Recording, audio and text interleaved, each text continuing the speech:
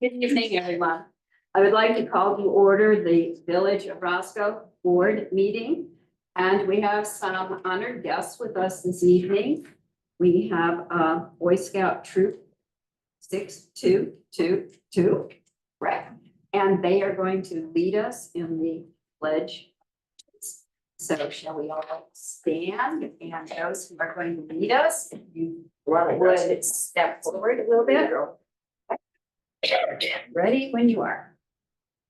Y'all salute. All mine. I pledge allegiance to the flag of the United States of America and to the republic for which it stands, one nation, under God, indivisible, with liberty and justice for all. Following that is your.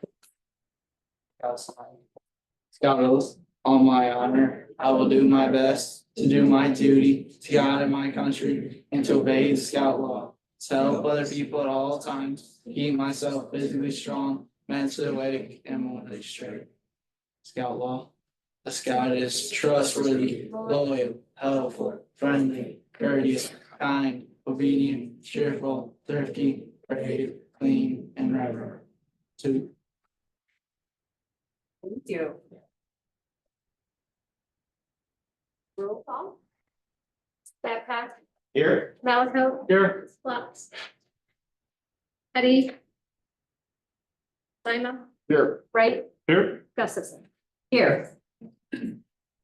Next item, approval of minutes. May I have a motion to approve the minutes of our meeting from October 15, 2024?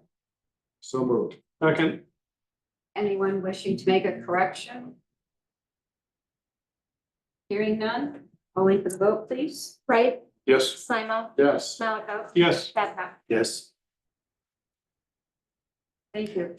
Public comment. Anyone wishing to address the board from the audience? If so, stand, state your name so that the clerk may record it. Terry Brock, Belmar Drive, Roscoe. I want to thank Troy and his boys from Public Works for getting a new pedestrian crossing, flashing lights working after 4 months. These things are really bright. And thank your two installers that worked in the rain this afternoon. Those things would really help a lot. At least they work in without sun, they flash. One other item. I've lived in Roscoe for 37 years. And today is the first time I got a citation from the village code enforcement. I got a 5x8 utility trailer next to my garage. I've had it there for 36 years and I use it a couple times a year. And the citation said I'm in violation of a village ordinance. The village has gone through a couple code enforcement officers in 36 years and nobody said a word. And now all of a sudden I'm in violation. It's told it has to be on a pad, a cement pad, or being moved to behind my garage, which would be just 10 feet away, which you can still see, or put back to my property line 5 feet from the property line. Why after 36 years am I first being enforced? I drove through my subdivision. One of my neighbors has a motorhome, a cargo trailer, utility trailers parked on gravel. I sure hope they get citations. Let's treat everybody fair because I'm going to be watching this. And within 10 days, their vehicles had better be moved. Now I noticed in Schnook's parking lot by Subway, there's 3 drop boxes for clothing. I know that's illegal. Next to Main Street's Meats, there's a van parked in the right of way. They've had vehicles for sale there all summer long. There's public officials that go by there all the time. Nobody ever says anything to them. Why? Just to let everybody know, I'm gonna be watching to make sure everybody gets treated fairly. So if you don't know, and also, when the officer took a picture of my trailer sitting there, he never got out of his squad, or out of his car, whatever he uses. He took it through his passenger window from the ditch in front of my house. So the picture that all of you probably saw is a poor picture. Why couldn't he have gotten out of the vehicle, at least talk to me, introduce himself to me, since he's the new man in town? Don't you want a good reputation with the citizens instead of start out on the back foot? I know code enforcement used to be under police department.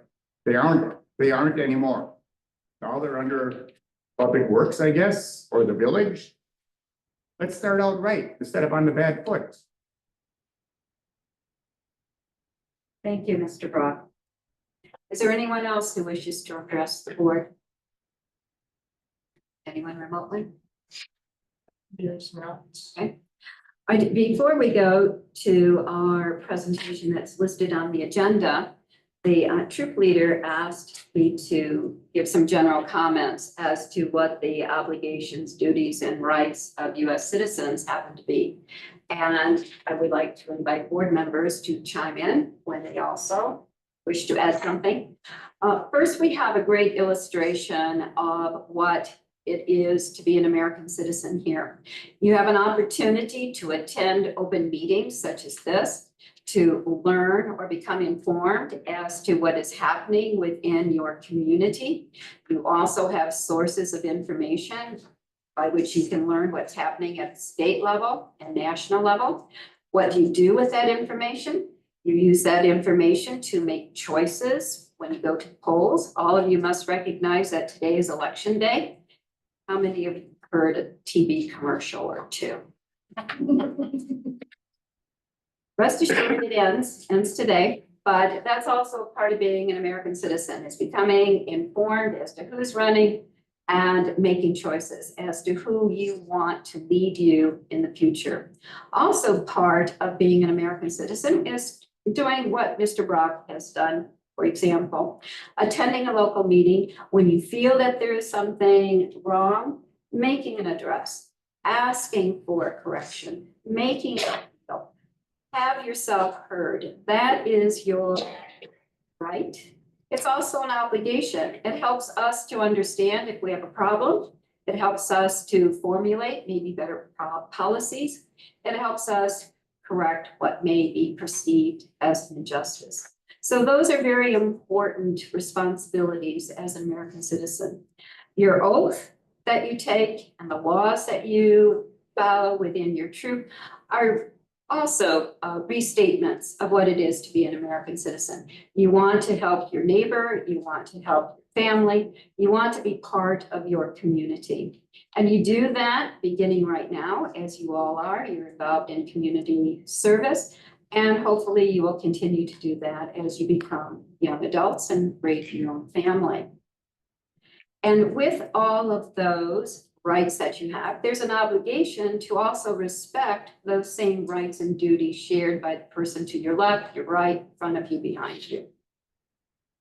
So welcome. And I'm certainly very grateful that you chose to visit us this evening. If any board members would like to add something, please. I would add something. First of all, thanks for all coming, because a lot of times we don't have anybody here. And for our sake, we're all trustees here, we live in the village. So if it weren't for people like Brock coming forward, some of that stuff we just wouldn't know. So it's good that people come forward and tell us, because then we have the opportunity to address it. And I think sometimes, I know that when I was not a trustee and sitting on that side, we wouldn't hear anything back after somebody said something. But that's part of the process, that what happens is that gets undertaken, something gets done and addresses that. Typically it comes up in a follow-up meeting. So thanks for attending. Thanks, Mr. Brock, for bringing that to us. Anyone else? We have another example of how we can have civic engagement when someone perceives a need and actually forms an organization to address that need and expand and provide a very, very valuable service. I would like to introduce to you representatives of Marshmallows Hope. Would you stand, please?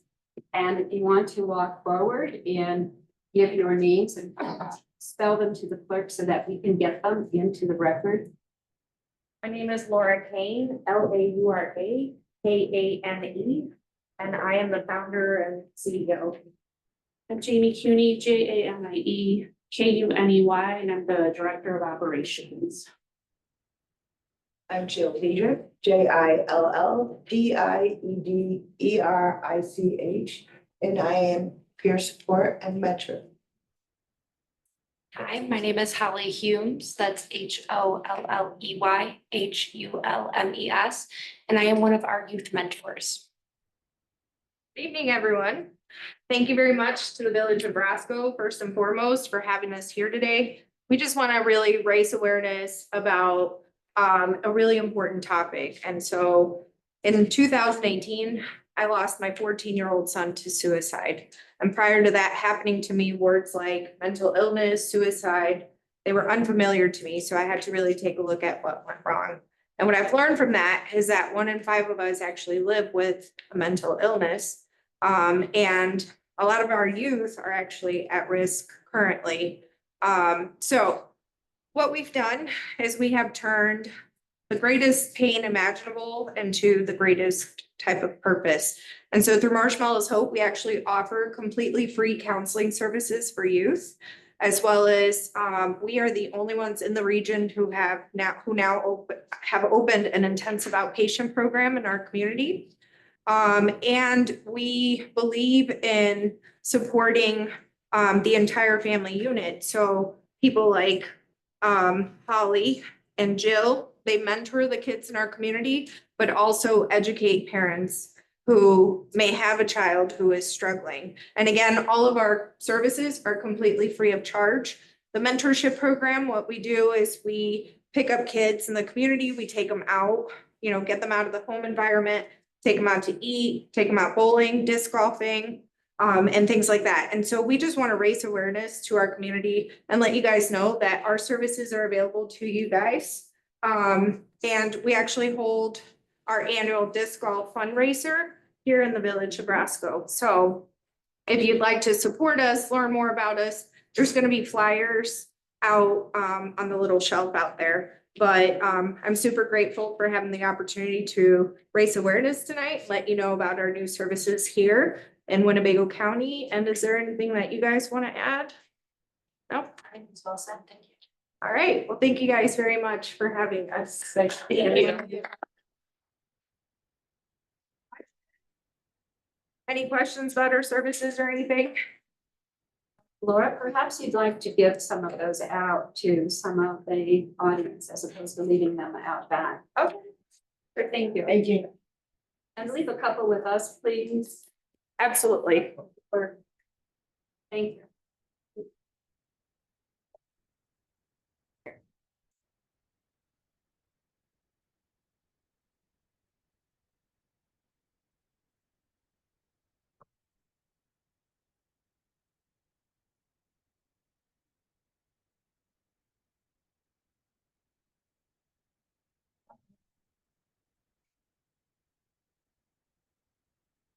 Right, next, going on to the treasurer's report, the cash report and bills. I direct your attention to the cash report.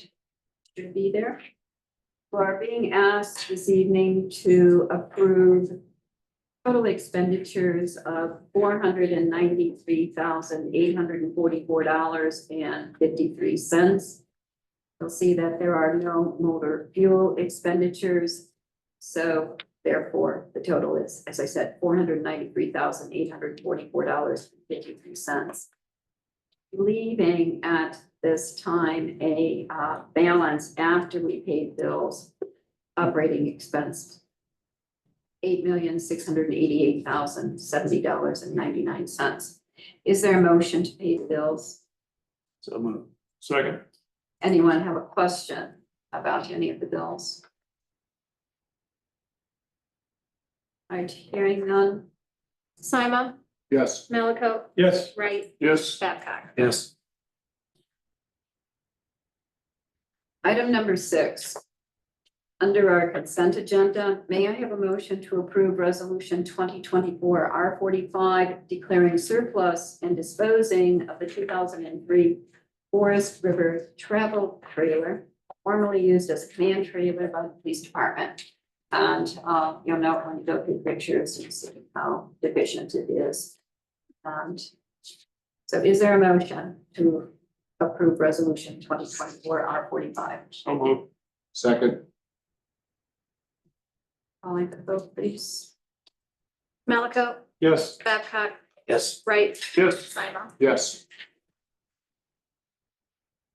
Right, next, may I have a motion to approve ordinance 2024-10, granting a variance request to waive the requirement for installation of a fence surrounding ground-mounted solar panels located at 11380 Main Street.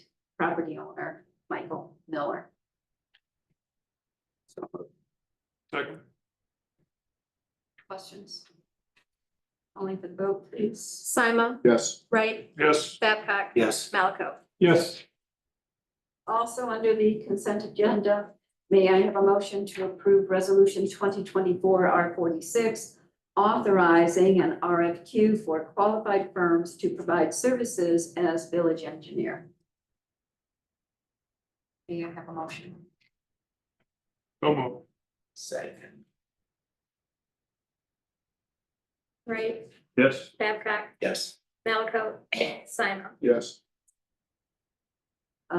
No new business, as you see, no questions and reports this evening. Is there any other public comment? Possible at this time? Hearing none, need for an executive session. May I have a motion to adjourn the board meeting? So move. Second. All in favor, say aye. Aye. Okay, meeting adjourned at 6:48.